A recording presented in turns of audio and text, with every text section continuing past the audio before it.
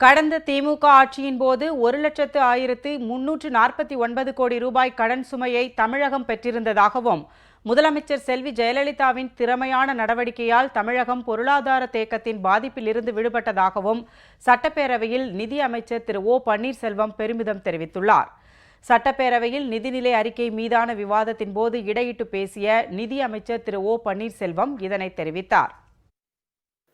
2005-2006 மாண்புமிகு இதய தெய்வம் புரட்சி தலைவி அம்மா அவர்கள் ஆட்சி செல்லுத பொழுது 57,457 கோடி தான் கடன் அளவு இருந்தது.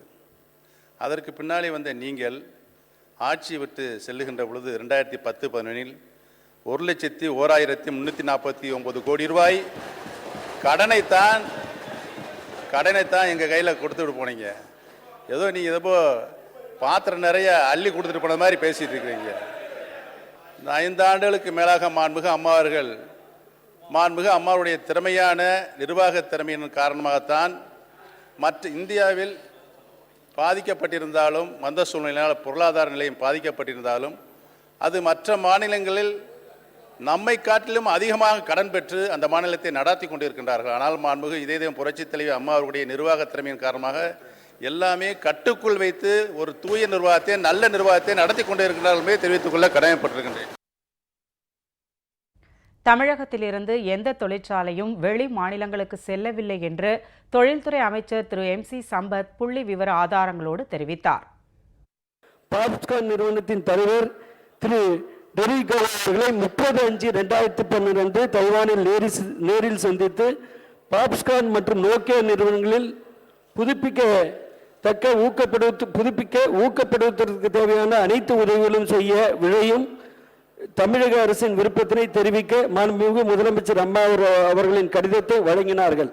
அதன் அடிப்படையில் தமிழக அரசின் ஆதரவினை வரவேற்று பாப்ஸ்கான் நிறுவனத்தின் தலைவர் மேற்கான நிறுவனங்களை ஜூலை 2011 துவங்குவதற்கான பரிசீலனை செய்வதாக தெரிவித்துள்ளார்.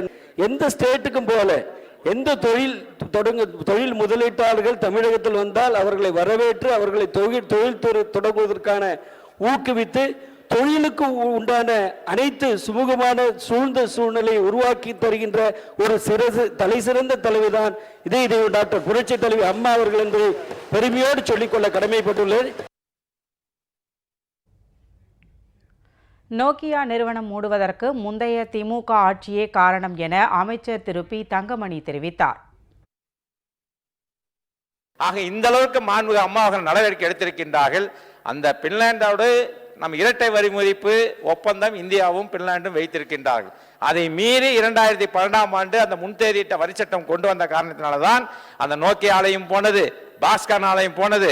பாஸ்கர் ஆலைக்கு சரியான பாதுகாப்பு கொடுத்திருந்தால் இப்பொழுது நீங்கள் சொல்லியதை போல மகாராஷ்டிராவோ ஆந்திராவோ அவர்கள் சென்றிருக்க மாட்டார்கள், தமிழகத்தில் மட்டும்தான் இருந்திருப்பார்கள். அதற்கு காரணம் உங்களுடைய ஆட்சி மட்டும்தான் என்பதை பேரவைத் தலைவர் வாயிலாக மாண்புமிகு உறுப்பினர் தெரிவித்துக் கொள்கின்றேன்.